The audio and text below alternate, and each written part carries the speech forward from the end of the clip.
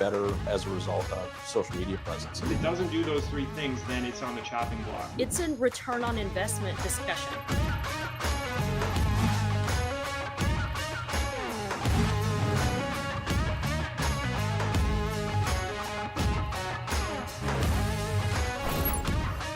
Hey everybody, welcome to another episode of the Daily Dealer Live. I'm your host, Sam Dark, and joining me today is the Yuli DiMartino. Yuli, welcome back. Thank you. As always, for those joining our live stream, we are live today across all CDG social media platforms, every single one of them. We want all your comments, so comment to the social media platforms.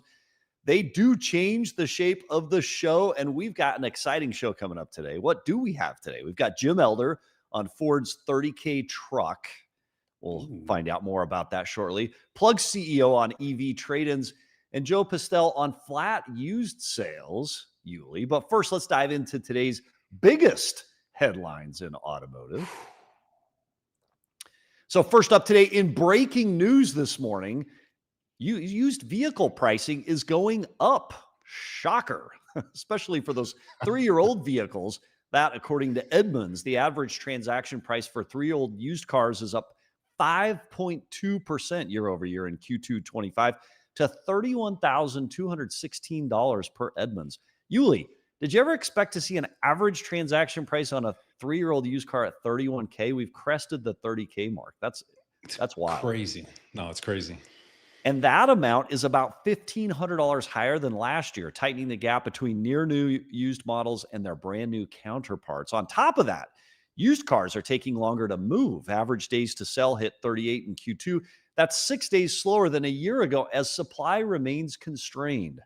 And let's talk residual values. They're starting to slip, especially at the high end. Vehicles that cost over $100,000 new now retain 57% of their value. That's down from 68% in 22. And mid-tier models in the 50 to 60K range fell from 74% retention to 66%. What's the bottom line here? Well, the used car market is still highly profitable, but leverage is shifting. Elevated ATPs and widening depreciation gaps mean dealers will need to sharpen pricing strategies and inventory discipline to keep margins strong. And we're seeing that across the board, Yuli, out there in the automotive world. Inventory discipline is key, as always. If only the rising prices meant increased margins, but this is discipline time, baby. Yep. All right. First up in today's news, we've heard a lot about Carvana lately. Electrified vehicles this time are in the news as they're gaining serious traction at the company. EVs and plug-in hybrids made up 9% of Q2 sales, quadrupling from just 2.3% 2 years ago. And inventory has expanded just as fast compared to 2023. Carvana now offers 66% more EV models and twice as many plug-in hybrid options, giving buyers a much broader selection. SUVs are the big winners, jumping from 24 to 44% of Carvana's electrified sales in 2 years, while sedans and hatchbacks slip. And while Tesla still dominates pure EV sales with the Model 3, Y, and S, Jeep's 4xe lineup is a runaway hit on the plug-in hybrid side.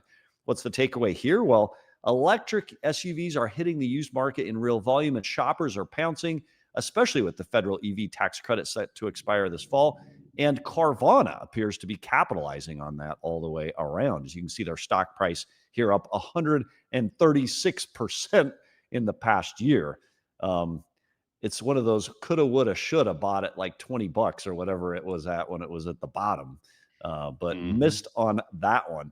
Next up today, speaking of electric vehicles, charging reliability is improving. Only 14% of EV drivers reported a non-charging visit this year, the lowest level in 4 years. But the experience is still rocky. Both DC fast charging and level 2 charging satisfaction levels dropped, and cost was the weak link for both. Non-Tesla owners pay more to use superchargers and often feel shortchanged on value. And across the board, rates are climbing as free charging perks disappear and electricity costs rise. By the way, that's supply demand equaling no more or less government interference in supply demand on the EV side. Wait, my memory was that wasn't the alternate fuel source electricity supposed to be less expensive than gas? Fascinating. Tesla still sets the pace. Its supercharger network ranked highest for the DC fast charging satisfaction for the 5th straight year. What's the takeaway here? Well, public charging is breaking down less, but higher prices and uneven convenience are making EV owners less happy. Be interesting to hear some of our guests' take on this. And actually, Lauren Klein just asked, we'll break this in the middle of the news because it's a great question. Is it still the more affordable option? We'll have that debate a little bit today coming up. And finally, in the news this Wednesday, new car prices in July barely moved. So we talked about used car prices elevating. New car prices barely moved, with the average transaction price at $48,841, down 0.1% from June, but up 1.5% from last year. Incentives, however, hit their highest point of 2025 so far at $30,553 per vehicle. But while retail prices held steady, sticker prices kept creeping higher. MSRPs were up 2.4% year over year, hinting at the higher production costs already built into 26 models now hitting showrooms, aka tariffs.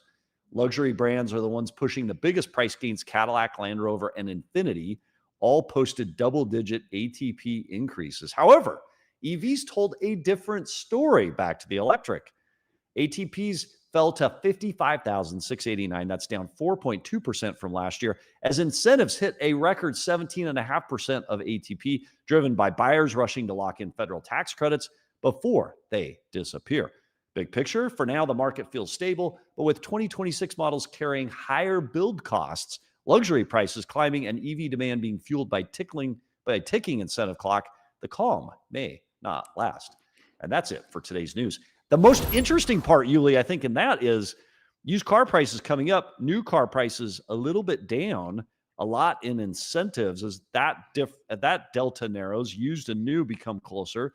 Fascinating to see what happens there. And then as EV resale declines to market demand, what happens on the EV side? You may need to buy an EV soon, Yuli.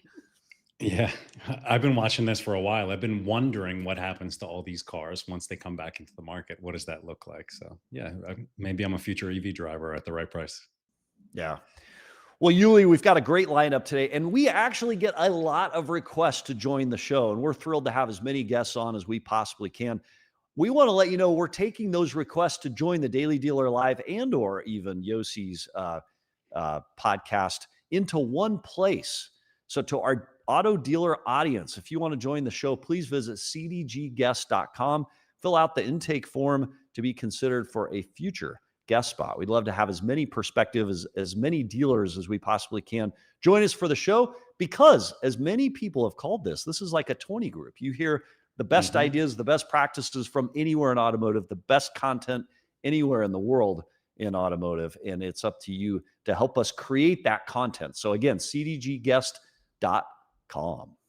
And without any further ado, let's jump into our first guest spot today. General Manager nearby me. I'm in Kalamazoo at Ziegler Studios. He's on the other side of the state. General Manager, Suburban Collection, Jim Elder. Jim, welcome to the show.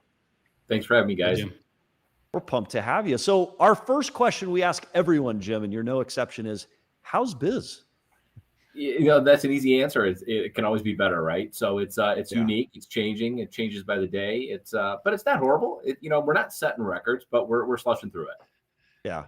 Would you give us, for our Daily Dealer Live audience who may not know you, tell us a little bit about yourself and the company that you work for? So I work for Lithium Motors, shoot north of 350 stores nationwide, obviously overseas as well, largest dealer group in the free world. I've been at Suburban, Ford, and Sterling Heights. Now this is coming up to 20 years. I also manage a few of their other stores. So I got a Chrysler Dodge Jeep Ram store locally as well, right in Troy, Michigan, which is about 15 miles west of where I currently am. And then I've got a store in Troy, Michigan, a Ford store about 10 miles southwest of where I'm at right now, and another one in Ferndale, Michigan, which is another a little bit further southwest than that. And then another one in Romeo, Michigan, which is about straight up Van Dyke Highway, about 10 miles. So it's funny is that my biggest competitors are pretty much my own stores. Yeah. Yeah. Well, you are truly all things Ford, right? So you have been on Ford Dealer Council. You know the Ford brand well, and you've been affiliated and associated with it for a long time. Yeah, pretty much grew up in it. Very good. Which is kind of the reason why we wanted to have you on today. Ford has announced that they've committed $5 billion to launch a universal EV platform as part of what it calls a Model T moment. It's a transformative shift in vehicle manufacturing strategy. And, you know, you've got kind of an opinion about what this means for the future of EVs in the Ford world, this concept of delivering a $30,000 electric EV pickup. Tell us a little bit about your take on that. You know, I think having a $30,000 entry level pickup in general, I think is a great thing, right? And it's, you know, as this world changes in the automotive industry, and especially in Detroit, Detroit's different. And obviously this EV conversation is really, it's a regional, national conversation. It means different things in different states, right? You know, it's never been a huge thing in the Detroit area. But, you know, with this announcement, this Model T moment that Jim Farley announced, you know, we're excited about it, right? So anything new and innovative, you know, is welcome to the market. And I think Jim Farley loves to think outside the box, and he loves to be innovative, and he loves to be first to market with it. So a $30,000 EV pickup truck, in theory, sounds good right now. So in theory, is it realistic? Will they be able to deliver on that price point? Because we had another competitor. Remind me the name of the company. Slate. And they Slate initially advertised this sub 20K truck, and they've kind of peeled back on that promise now with incentives going away. Will Ford and Jim Farley be able to deliver on this? You know, I think he's going to be able to deliver, but the product at $30,000, and what's the demand for it going to be? Is it commercial? Is it retail? What is it really truly going to be? You know, in my market, Detroit's a leasing market, right? So every 8 out of 10 cars that I sell, people are leasing them. So whether it be $30,000, $60,000, or $90,000, if that lease payment's affordable, it'll be a hit. You know, you got to look at it, and this is my first instinct. When you look at a $30,000 car and you finance over 5 and 6 years, you're talking $600-700 a month for anybody in this area that's used to leasing at, you know, $300 and $350 a month. You know, that's a steep jump. So, you know, at that person, do they have the right infrastructure to charge that vehicle as well? So, you know, time will tell. You know, the demand for it, that's the big thing. We don't know. We really don't know. Right now in the Detroit market, EVs, we've manufactured demand by incentivizing and price-wise and incentives, right? Yeah. The federal money that's getting pushed down through the manufacturer to the leasing companies that make the payments really affordable and make it a hit. Right now, if I had, you know, 100 Lightning XLT F-Series pickup trucks right now, you know, I would sell every one of them. But what's driving that is not the technology or not call it the EV part of it. It's the price point. So, yeah. As rebates completely disappear, what will demand look like, do you think, in a post-rebate world? It's going to drop. Just for instance, right now, the Lightning truck has $14,000 of incentives on, you know, that you can apply towards a lease. So you take away half of that, right? And then is the other half $7,000? Is that realistic for the manufacturer? Is that a long-term business plan that's profitable for the manufacturer? I don't know. I doubt it, though, because I see what they say, and I see where the gas or the ICE vehicles and the incentives that are going towards those vehicles, and what makes certain models not profitable, and then discontinuing those models. So hopefully we don't get caught in that same, call it channel, and they can make it profitable. Yeah. So one of your jobs and your role is to help anticipate the future and build facilities, build infrastructure that facilitates that experience for the customer. In the Detroit market, which is not heavily EV, aside from the manufactured demand, you say, what are you doing to prepare for this truck and for other EV models by Ford in the near term? What's your 5-year strategy, let's say? You know, this all started with Ford probably 2 years ago, 3 years ago, when they really committed to the EV, and I think they invested, I know the number was between 50 and 60 billion, you know, and that's in addition to the 3 to 5 that they're just investing in the Kentucky truck plant right now. So we've prepared for it. So we've got level 2 chargers, we've got level 3 chargers, we've got the infrastructure in our service department to work on these particular vehicles. So we're ready. When it comes to a facility, we're ready to go. There's not one of my facilities that haven't gone through updates and invest in a significant amount of money to get it to where it needs to be to, you know, really meet where the customer experience is exceeded. So we're ready. Very good. So Ford as an OEM, it's interesting. You think back to 2008, they capitalized on refinancing some debt, and they came out really in a great position coming out of that 2008 deal. COVID, or you know, the tariffs rather, They were first to the employee pricing for all piece. It was announced by Trump in a tweet. I've never seen a president announce an OEM factory program like he did in that case. How is Ford positioning itself now to win in August of 2025? And what are you thinking about when you think about finishing this year strong with Ford as the OEM? It's it's obviously it's carrying the correct inventory, carrying the right inventory, being competitive with the other OEMs. So in the Detroit area, and I hate to go back to this, the uniqueness of it, 9 out of 10 of our customers also qualify for discounts with General Motors and Stellantis as well. So we've got to be competitive when it comes to, first, with price, right? And then 2, I think the value's got to meet the product. And the reliability, it's got to be there. Right now, there's a lot of stuff in the industry right now where cars they're having a tough time, these OEMs, of getting things right. They're very technologically advanced. They're one big computer, and there's a lot of software issues that can pop up.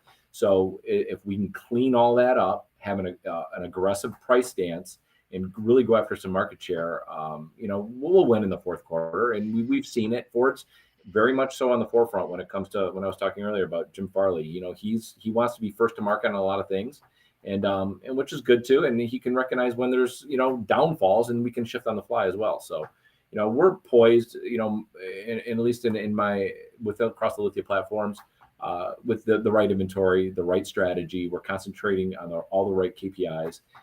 And this isn't something that we're preparing for today. This is something that we've been preparing for the last 12 months.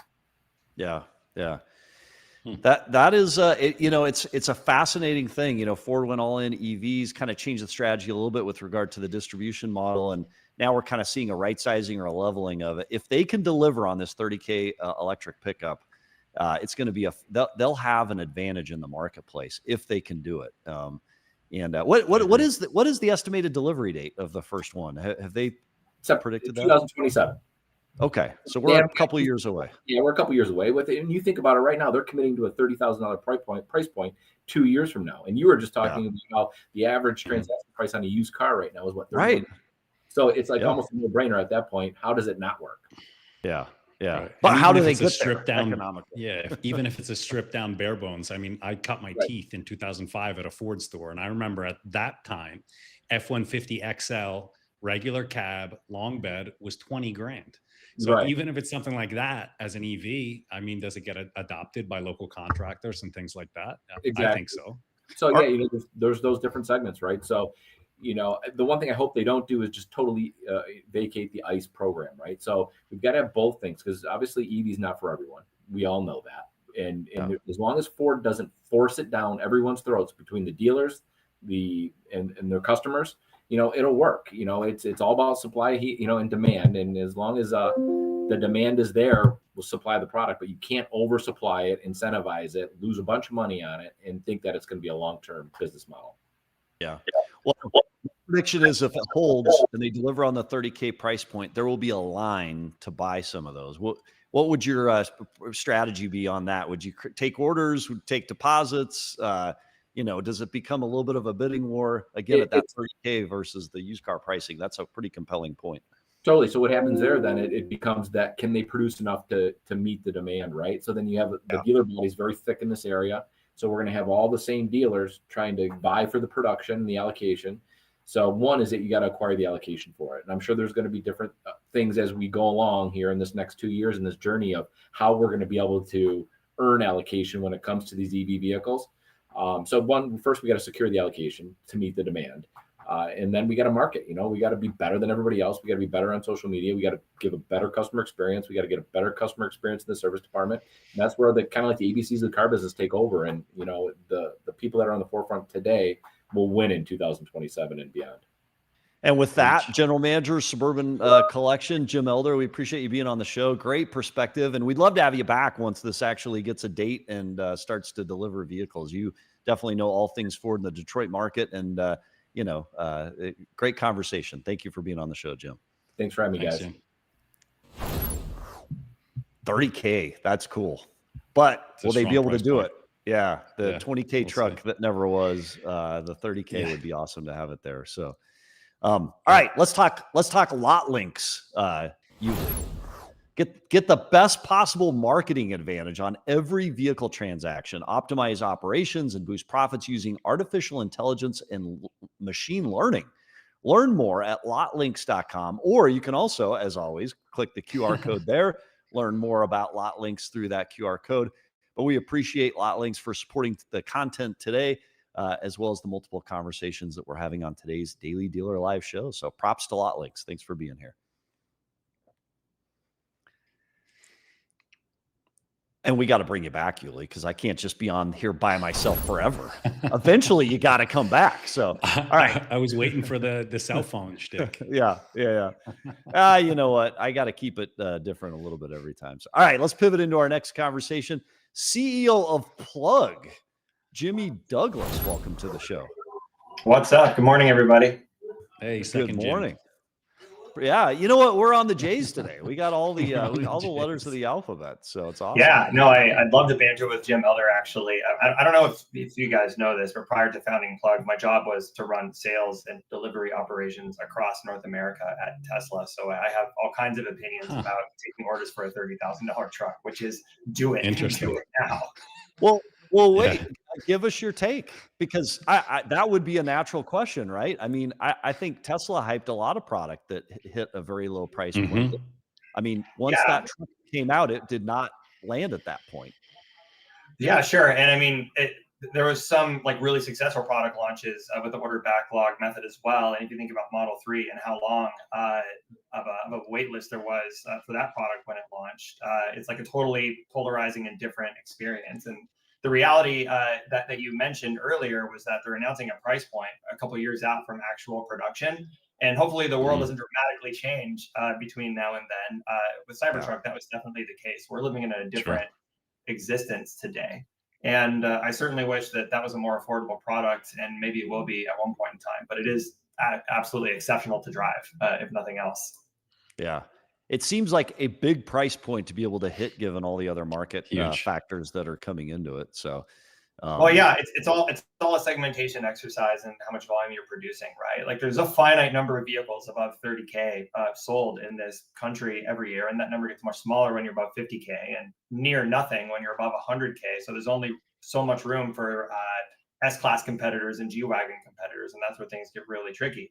The 30K price point, that's the sweet spot. That is truly mass market and truly widely available. So I'm really excited by Farley's announcement, and you could count me in if they were taking order deposits right now. Yeah. Oh, very cool. Okay. Yeah. Well, hey, we're excited to have you on the show today to talk just about that. Talk about the influx of EV trade-ins that are going to be hitting the marketplace over the course of the next couple of years. But before we get into that, we have our banner question, which is, how's biz from your perspective? So. Yeah, thank you. So for those who don't know, following my 5-year tenure at Tesla, which by the way, my career started at a Volkswagen dealer as a lot attendant. So it was a long time coming to get to where we are here. But following my 5-year tenure at Tesla a couple of years ago, I immediately founded Plug, which is a wholesale EV auction. It's for dealers only. And we launched the actual auction at the start of last year, and we sold our 1,000th car 2 weeks ago. So that was a really exciting milestone for us. Basically, thank you so much. Yeah, it basically took us 2 years to get to 1,000. And I think the second 1,000 will take us somewhere between 4 and 6 months, hopefully closer to 4. So that's really good news. We're really seeing the growth. That's the answer to your question on how's biz. I'm happy to get into some of the how, but I'll pause and let you react first. So 2 questions off that though. What made you, and you can take either of these in the order, what made you go from Tesla into this? So you obviously saw a need there that maybe others didn't see. What was that need that you saw as you departed Tesla and came into founding this company? And then second, why a separate auction for EVs versus fuel, gas vehicles, ICE engines? Yeah. Why separate? And will we see, will that be a broader trend that we see as buying an EV, essentially a very different exercise from a gas powered engine? Yeah, great question. So first, why? I've aspired to be an entrepreneur my entire life. It's what my dad did. It's what I saw growing up. But to do that, you really shouldn't unless you have so much conviction for something that you're willing to get out of bed and stand in line to get a punch in the face, like first thing in the morning. And that's exactly what entrepreneurship is. And don't get me wrong, I love getting punched punched in the face every day. So that's why I'm here. But in my capacity at Tesla, my team and I were running what was at the time the largest used EV operation in the world, which also made us the biggest customers of every wholesale platform in existence in this country. And it was from that vantage, we saw that EVs, in my view, particularly those that are software defined, battery defined, and computer hardware differentiated, are a transformative asset. Like the used car industry will look fundamentally different when we're on the other side of a transition, decades in the future, most likely, but it will be a transformation.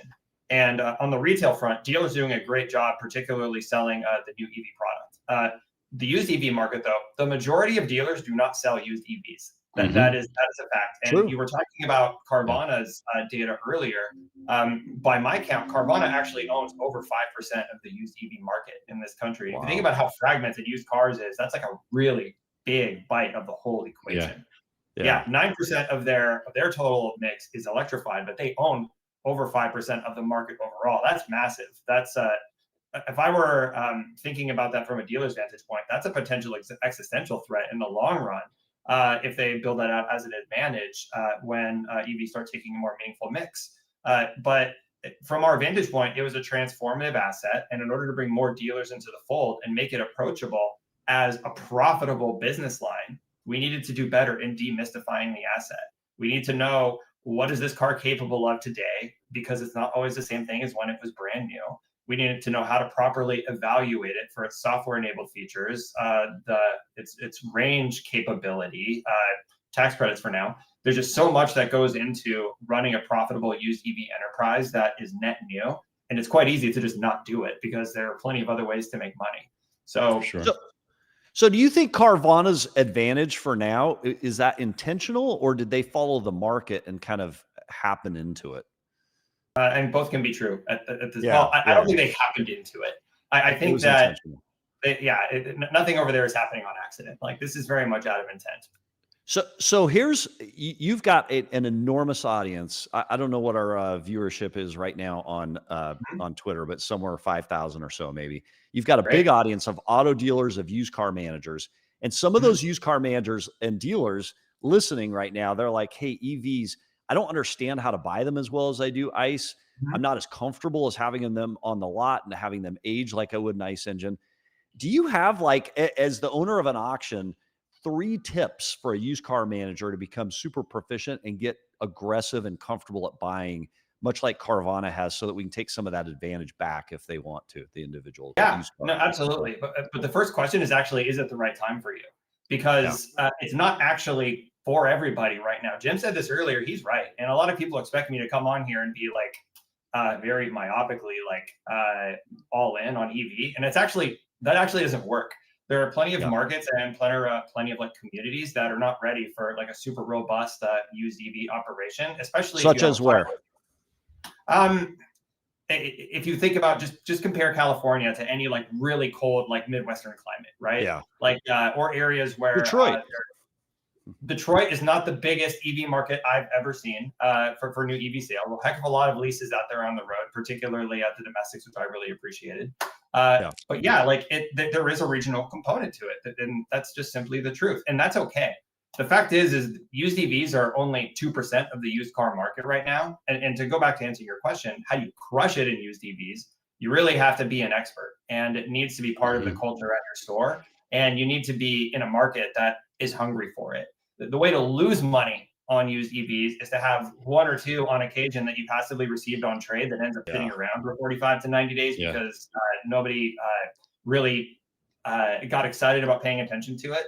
But the dealers who are crushing it have at least 10 or more at any given point in time. And the whole team draws from firsthand experience, is comfortable talking about charging and incentives, and they rip. So actually, the first question is are we ready for this or not? And if you're not, it's okay. Find a fast disposition strategy. If you are ready, you're probably already in it, to be honest. And then the name of the game is velocity, which is not new for the used car business, but the dealers that are really crushing it in used EVs are turning them in under 25 days generally. Oh, wow. Okay. So 25-day turn is what you want. If you're putting them in inventory, you'd recommend, if you have demand, at least have 10 in stock so you can understand it well enough. You can get your staff trained and you can get everyone comfortable talking about it as a product.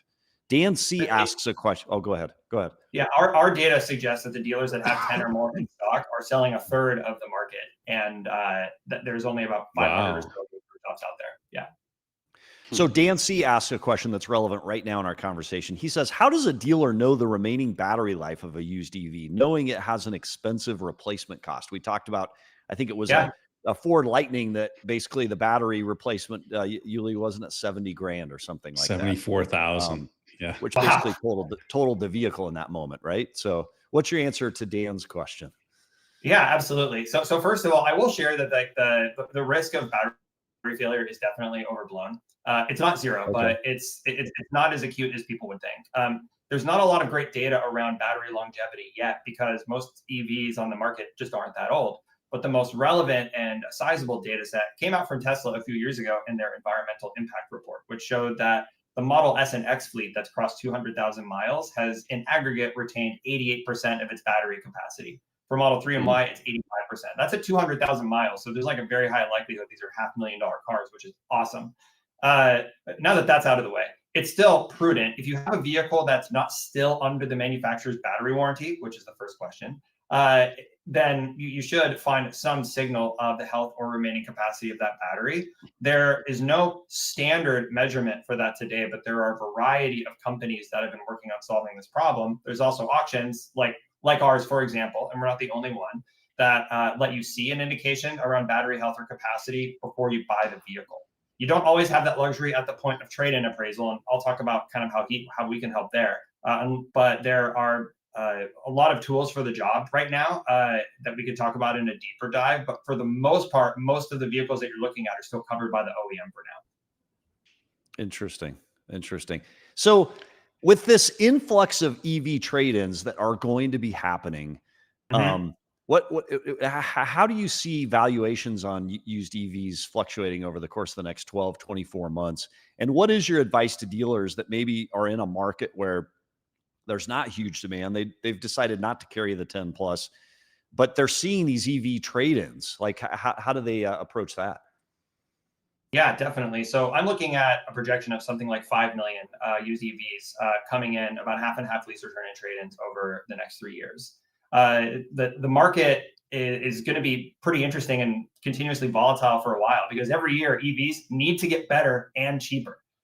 Ford releasing a $30,000 truck in a couple of years. That's probably better than anything else, certainly in the price point right now, is a direct example of that. So what does that do to the residual value of an F-150 Lightning, which is probably in a different class, but it's still going to be cross-shop, let's be honest. Yeah, it'll drop. It's down. Yeah, no, absolutely. It's going to continue to happen. We're in kind of like this iPhone moment where the brand new thing costs a whole lot of money. The second version cost less and was better, and that just keeps happening for a while.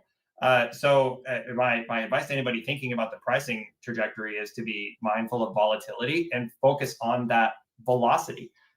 That's why we're talking about a 25-day turn for the dealers that we see doing this really successfully. For dealers that are seeing themselves receiving more EV trade-in appraisal opportunities, you don't want to lose that customer. You don't want to get it wrong. So what do you do? So not to turn this into a shameless plug, if you will, but we built a product for this. We call it our EV trade desk. But what we do for dealers is we require them to just give us a few data points, and then within 15 minutes, my team returns back a cash offer. And it's generally a very solid number because the point is to let you close that new deal, get the new car sold, and receive that EV trade-in. But then we become the owner of it, and we liquidate it in our own auction the next day and sell through 100% of them. Interesting. Okay. Wow. And what's your volume on that product or program right now? Dealers? Yeah. I think this month. Yeah. No. So going back, so we've done 1,000 cars in our whole life. Last month was 103. Majority of them were vehicles that we had purchased through our inventory sale model. Much of that being trade desk. Also, we do some marketplace stuff too. But this month, I think we'll do not quite. Probably about 50% growth in that channel. So probably something around 150 vehicles that we temporarily become the owner of through this program. Yeah. And then do you charge a fee on the seller side, on the buyer side? Where do you attach your fee on the auction? No fee to sell us a car. We're giving you cash for this thing. And then like any other auction, we've got some buy fees in there. They're very competitive. every VIN listed on Plug on average has at least 3 dealers competing for it at any given point in time. And we have about 500 of them across the country right now that are inside of our auction because they are proactively seeking EVs. And believe it or not, 78% of them are outside of California. And even more interestingly, about half of our sales go across state lines at an average of 800 miles. So these buyers are really hungry for the specific product that they're buying. And our software will generally decode the vehicle by connecting to its API over the air. So we give absolute certainty around the asset. So indicators on battery, software-enabled features, charging network access, the stuff that really drives value so that they can buy confidently and move it fast. So is this so you've created a trend of EV only as an auction. So you're buying and selling 100% EVs. That's your only business. You've got the tool that backs it up. Is this a trend we'll see more of? Are there other EV only auctions out there? And does the market, does the specificity of that buy sell kind of lean towards this in the future? It's my view that it should. Because it's a transformative asset and because we took this as an opportunity to just build from the ground up for this problem only. You solve a lot of problems with a blank sheet of paper. Not just the way that vehicles are represented, but also the way that our business functions and our own stack of incentives, which is perfectly aligned with our consigners, which is to move the vehicle as fast as humanly possible without any unnecessary intervention in between. I don't know if it's a broader trend outside of battery electric vehicle per se, but that type of asset is uniquely positioned for this business model because we can learn so much about the vehicle without ever physically touching it, which saves a lot of time and cost. Yeah. So to back up a second to something that you had said before, the iPhone moment, right? We have the new product that is coming out at a premium price and the second iteration is coming out that's better and costs less. I mean, what do you think the implication is on the broader market of the used EVs coming in? Because I think there's a couple things that are going to accelerate this as battery technology improves, like we've seen with every other piece of technology since the beginning of time. The cost comes down significantly. So when these cars that originated at least 2 years prior, based off a hypothetical residual, as technology accelerates faster and faster, what happens to those cars in comparison to the new ones that are going to be sold 2 years from now? Yeah, they're not going to preserve their residual value the same way that a traditional vehicle does right now. But the wild card here is how long is that vehicle useful on the road? Because it's not dead at 150,000 or 200,000 miles. It potentially goes on for 500,000 miles, maybe even longer based on what we know from Tesla's data. So the answer is we have nothing to compare this to. That's where sort of the iPhone comparison kind of falls apart because you're not going to use like a 10-year-old iPhone. That's just physically impossible. But they make a 10-year-old Model S, I mean, we sell them on Plug all the time. Yeah. So as we wrap up here today, we appreciate you being on the show. I'm curious, you think about federal support of EVs going away with rebates. You think about the big players, Tesla, you think about Rivian and the other OEMs that are out there, direct to consumer, most of them. And then you see the BMWs and the Mercedes-Benz and the others. Those that are directs like Rivian and others, do you think there will be some of those that we see peel away and disappear as the federal support goes away? Who are you most bullish on in the EV space right now? Oh man, who am I the most bullish on in the EV space right now? Yeah. Honestly, this might surprise you, but I'm actually really excited to see what BMW is doing. I agree, they have a very aggressive strategy. They're actually kind of a sleeping giant in the EV leasing world too. Like looking at their return forecast a couple years out, and I think they're kind of flying under the radar in that way. I'll also say that I'm really inspired by the total transformation of the Hyundai Kia portfolio. I have such a different relationship and perception of that brand right now than I did when I was growing up, if you will. And everyone does. Things they brought to CES, for example, how forward thinking they are and how cool this technology is. That's one that's really got me hyped up as well. We reported on the Hyundai GM partnership recently. Yeah. It's fascinating to see General Motors partner with Hyundai on EV and on other things. What OEM, in your opinion, made the biggest miss as it relates to either EV or hybrid? So BMW, you're most bullish on. Who do you think missed? I mean, where's Toyota at? Or has Toyota been smart about it, though, leaning into hybrid and other technology? I mean, we have to give them credit, right? We got the Prius, and the Prius was a trailblazer. And we should also give them credit for not bursting into this too fast with a product that wasn't actually ready for the market, something that's too expensive, that doesn't have enough range, that doesn't have enough charging infrastructure to support it. I'm all for that, but we're in a different place now. So I'm waiting and seeing for a product that I can be like extremely compelled to buy right now. Yeah.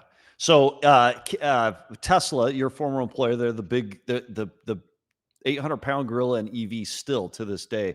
What does Tesla look like 5 years down the road? A robotics and AI company that happens to build cars. Yeah. Yeah. Will we see more automation, in your opinion? Automated driving, you haven't seen anything robotaxi. There. For sure. Yeah. I worked in a factory in Fremont for several years, and there's a lot of automation in there, but there's still like, no shortage of humans. And that's like a really like difficult job to do, especially when you're trying to scale production at the rate that we were at the time when we had a target of 50% per year. I personally volunteered on the production line one time when we were Model 3 production hell, and we were trying to hit 5,000 a week. That is not easy work.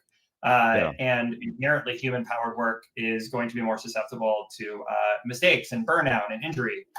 So on the manufacturing front, we'll see a lot more automation. But then, of course, this becomes a bigger and bigger AI story through robotics and robotaxi fleets as time goes on.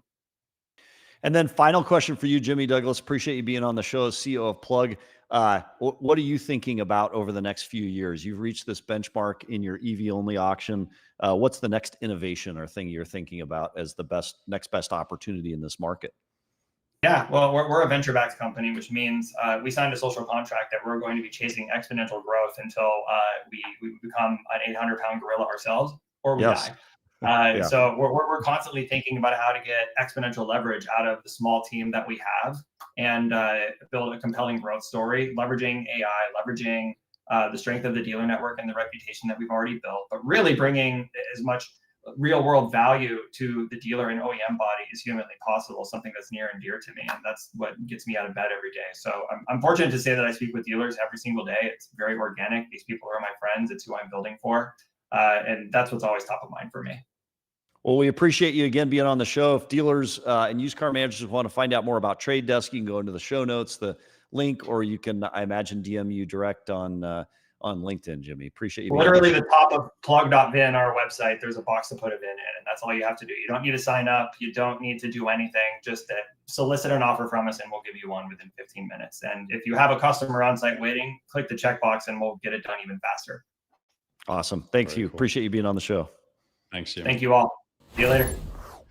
So great conversation about the future of all things EV. I'm fascinated. It's just interesting to me, worked at Tesla for a long time, saw the market and kind of the future of it, and then goes into this EV only auction. It does make sense to kind of separate that from everything else. And actually a question online, George Gear said, I missed the first part of this interview. Will you post the recording later? And if so, where?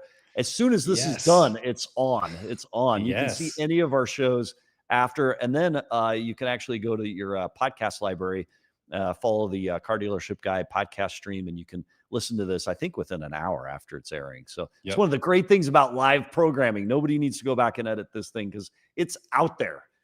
Good, bad, ugly, the whole thing. So I'm curious to see what happens with the future of EVs. I wonder if we'll ever be buying or driving brand new, fully loaded, $10,000 EVs, because that's what's happened with every other piece of technology. Wait, so is this a prediction, Yuli?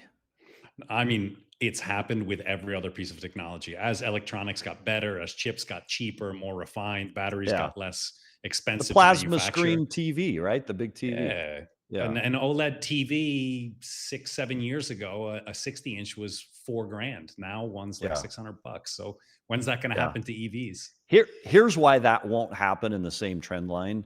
There's too many elements of a car that involve massive expense. So assembly, it's not just the technology that's driving the expense, the technology, the battery that's doing it, but not all of it. There's still safety considerations like structural in the vehicle. Like it won't follow the same arc of the TV, but it'll definitely come down. True. Yeah, for sure. Yeah. So those are our predictions. Yuli, I want to see the 10K prediction on EVs. We'll put that in our book of predictions, and we'll follow up on that here in 5 years. So, all right, next up, let's turn to Joe Pistell, founder of AutoMagicLabs.ai. Joe, welcome to the show. Hello, Joe. gentlemen. We appreciate having you on. So listen, the first question we ask everybody is how's biz? But as you answer that, would you just tell everybody what you do and what is your biz in the world, Joe? I'm a founder of Automagic Labs. We are a merchandising laboratory. We come up with the new ingenious ideas to help dealers sell more cars. Our job is to help the shopper find the right car at the right store by putting on really special experiences on the dealer's VDP. Okay. So special experiences. And how is biz doing that right now? Well, we're in the prototype stage. We're making betas. We're using all kinds of methods that are never been tried before to try to create a new experience. So we have betas on our website where dealers come and sign up and try our new products. Okay, so pulling on that thread, what are some of the more innovative or interesting approaches that you're doing? Because you've long advocated for, hey, traditional dealers are still selling in the 20th century, right? We've got to take a different approach today to retailing vehicles. You point to Carvana and some of those other companies' successes, and that seems to be a thread in the conversation today. Carvana, as an example, has increased their EV sales behind everybody else's back, and they seem to be capitalizing in a way no one else is.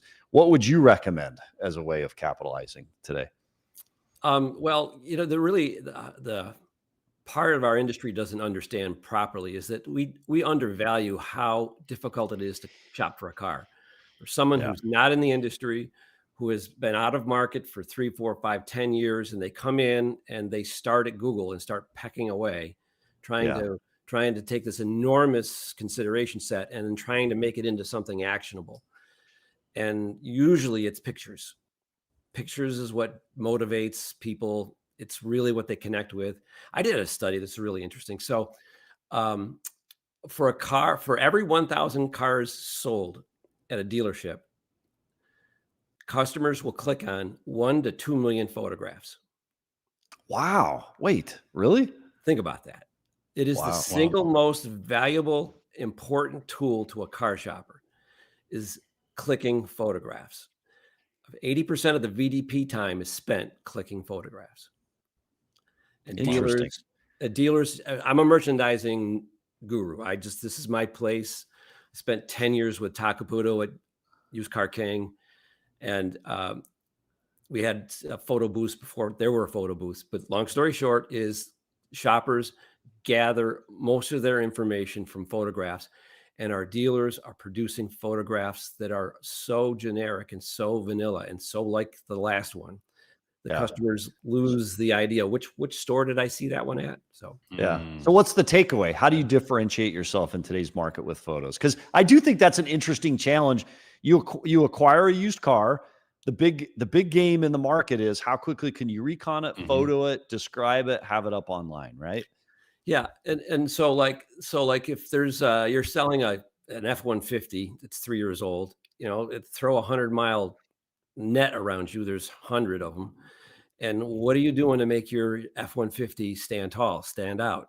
And our system that we're building finds the hot options, features, packages on the vehicle, and we annotate the images. So if there's a running boards, we label it. If there's a special package, we label it. We help the shopper as they're consuming photographs. We help them learn about the car as they're clicking. It's back in the day when we were younger, a differentiator was it had leather seats. Right. Like, it's not a differentiator today. Yeah. Oh my Lord. The cost of these cars, didn't we just say the average cost of used cars, 30 grand? Yeah. 31,000. Yeah, over. Yeah. That is, these used cars are packed with tech and features. Yeah. And most of them are invisible to the camera. So the shopper who's clicking around looking at, they don't know that it's got lane change warning and a pedestrian warning and et cetera, et cetera, et cetera. So what we're doing is we're coming up with a system that intelligently understands the car. We have a strong relationship with Chrome Data, and we fetch data that's build sheet data, and then we have a system that's AI based. Of course, everything is these days, but we have a system that's AI based that matches the photograph that we're looking at to the feature that's in the build sheet. So it's this process that, as George Nenny of famous Google Analytics rep, this is our analytics is showing that the engagement rate of photographs clicked is nearly 50% higher than the average. You know, why is it so hard in talking about that time to front line, talking about photographing? Like, you need to rethink how you do the photographs to make them engaging, right? We've talked on this show a lot over the past couple of weeks, the importance of the walk around video in the service department, communicating with customers by video. And then we're talking about taking the photos and then making sure that the descriptions are right. What's one step that a dealer or used car manager watching this show today could take in August of 25 to improve their process and reduce that friction point on the photo side, with or without your tool, right? If it's ready for prime time. That's cool. Any dealer that's interested in seeing what the tool is, AutoMagicLabs.ai. But in all sincerity, if once the dealer understands, dealer decision makers, for every 1,000 cars sold, your shoppers will click on 1 to 3 million photographs. The better your photographs are, the more they click. The more they click, the more time they stay on your website. The more time they spend on your website, the less time they're at your competitors. Yeah. The photograph is a means of retention, engagement. So what does the dealer do? You have to look at the photograph, the inventory team, the merchandising team, whatever it is, and look at it with a new eye and think about how to make your photographs look unique. Ask, just let me. And so then the question is how do you do that? In fact, Lauren Klein asked it, what makes the photo better? So how do you make the photo unique in that case?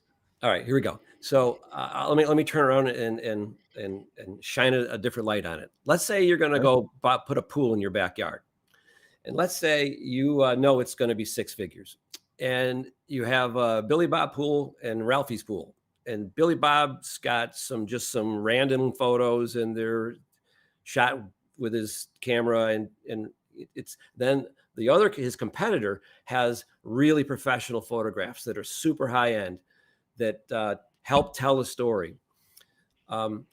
Just by the photographs themselves, it communicates the impression that one pool guy is better than the other. It's the level of creativity. This isn't hard to scale, okay? But it's a level of creativity that helps differentiate the car. We're putting everything in photo booths now. We're making the background invisible. We're putting background editing tools on everything. So is that good or bad? Background editing. If you want to make your car look like every other car in the world, you take away all the context, the background. Okay. You've lost its differentiation. Okay. So if you have, how do I say this? If you put your mind to trying to make a photo stage instead of a photo booth, then that means that you will create a space that makes the photograph unique. So I don't offer services for this service. That's a creative thing. Where I help a dealer differentiate is I take the photographs that we have and we annotate the images to help the shopper know why this vehicle is so much different than the other ones. Yeah. Yeah. So, all right, we've got about a minute and a half left in the show, and I'm just curious. So you're in the AI world, your company, Automagic Labs, you founded it. There's been much talk of AI, and we can't go too deep, limited time left, but what do you see as the next year and maybe next 5? How does AI change automotive, and what should dealers be looking for? Where could it best be implemented? How will it best change it? I go 1 year or 5 years. Where do you want to go? Give us 1 year. Give us. What do you think, Yuli? Where are we going? 1 year. BDC. Okay. Total reset. Entire flow. The AI will incrementally go from the highest of the funnel, and it'll incrementally get better and work its way all the way down to the bottom of the funnel. where its job is to curate the lead and hand it off. So are we there yet where AI has developed to the point to be able to do that? Or because one thing we've noticed on this show a lot, we'll have BDCs on, we'll have dealers on. What are you using? And it seems like, and this is anecdotal, many have said, I'm still leaning and relying on people. I'm doing a couple bolt-in tools, but not fully. Is it ready yet? And what needs to happen for it to be ready? Think incrementally. Don't think like turn a switch and it all works. It's this in levels. Start at the highest end of the funnel, and then as it matures, it starts to go all the way down. Important context is coming. In 5 years, every employee in the store will have their own personal agent that will be very learned in the skills and requirements of the job. So everybody from recon to the used car manager to the GSM, the sales reps, everybody's got their own personal assistant. And that personal assistant talks to everybody else's personal assistant, and they're all aligned for a common goal. I love that. I love that. Joe Pistell, founder of AutoMagicLabs.ai. That is a cool vision that everybody, every role in the dealership will have something they can turn to for advice and to help them deliver that best automotive experience. Appreciate you being on the show and sharing your perspectives today, Joe Pistell. Thank guys. Thank you. That's fascinating, right? That's so, cool. And I have your AI call my AI. Yeah. Let's do lunch. Alex, have our AI Alex, figure it out. Alex C says, Nickelback said it best, quote, look at this photograph, quote, close quote. Alex C comments. But interesting show as it relates today to all these different topics. Carvana, tech EVs, forward. AI, very tech forward thinking. And I appreciate the conversation because it helps kind of me stay open to all the different topics out there. What was your favorite part, Yuli? And we'll wrap. The $30,000 truck, I think, is wildly exciting. I mean, if we see something like that, I think it's great. Now I have also this little tickle of my personal AI agent that's going to, be my social coordinator. Yeah. Alex C says nothing worse than, quote, vehicle in transit, filler photos as a consumer. He didn't really have a great answer, but like, why is it so hard to get people to photograph and describe vehicles? We're in 2025. Like, I don't care what group you're looking at. It's a challenging process that there is friction there, and we can create a better customer experience. And he's not wrong, right? Because if you are taking the pictures correctly, they all look the same, right? All the cars are standing tall identically. All right. Well, let's have this conversation again. We'll see everybody Friday. Thank you for watching the Daily Dealer Live, where we break down the biggest moves in the car business as they happen. Don't forget, we're here live every Monday, Wednesday, and we'll be here Friday in just 2 days. So if this is your world, hit like, subscribe, turn on those notifications so you never, ever, ever miss a beat. And we'll see you next episode. Thanks, everybody. See you guys.